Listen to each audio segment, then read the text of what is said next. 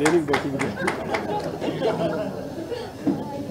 మీ అందరికీ తెలుసు కదా, నవీన్ కానీ తమన్ కానీ అందరూ మామూలుగా మా టీం కదా, దానికి క్యాజువల్గా కంగ్రాచులేట్ చేయడానికి కళ్యాణ్ కూడా ఫస్ట్ టైం పెద్ద సినిమా తన పేరు అన్నీ విష్ చేయడానికి వచ్చాను క్యాజువల్గా. దానికి తమన్ ఇరికించాలని కూర్చోబెట్టాడు ఇక్కడ. మర్చిపోయారండి, మా సినిమా సీరియల్ డిస్ట్రిబ్యూటర్ కూడా ఈయనండి. సీరియల్ డిస్ట్రిబ్యూటర్ అని కాదండి, ఇప్పుడు రాయలసీమ కానీ గుంటూరు కానీ నైజాం కానీ అంతా నా డిస్ట్రిబ్యూటర్లో చేశారు. దానే ఇప్పుడు గోజీ అయినా.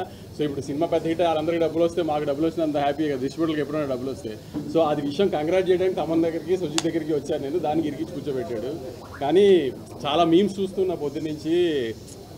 మా 12 ఏళ్ళు ఆకలి తీర్చేశారు, ఇది అది అత్తారింటికి దారి తర్వాత అలాంటి ఆకలి తీర్చావు అనేది. సో సుజిత్ ఆ గబ్బర్ సింగ్ అది వేసి ఆయన బయటకు వస్తూ అరుస్తూ గబ్బర్ సింగ్ నుంచి అలాంటి మూమెంట్ నుంచి సుజిత్ ఈ మూమెంట్కి వచ్చాడంటే ఎంత ప్రైడ్ మూమెంట్ చూసారు. అది సెలబ్రేట్ చేయడానికి వచ్చాం అంతే. Very very happy.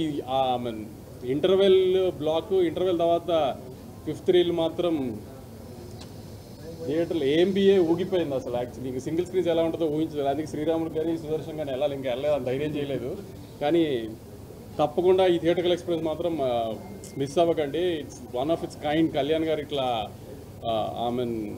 కళ్యాణ్ గారి మీద ఉన్న ప్రేమ అది కనబడుతుంది స్క్రీన్ మీద. సుజిత్కి తమన్కి నవీన్కి వీళ్ళందరికీ ఉన్నది.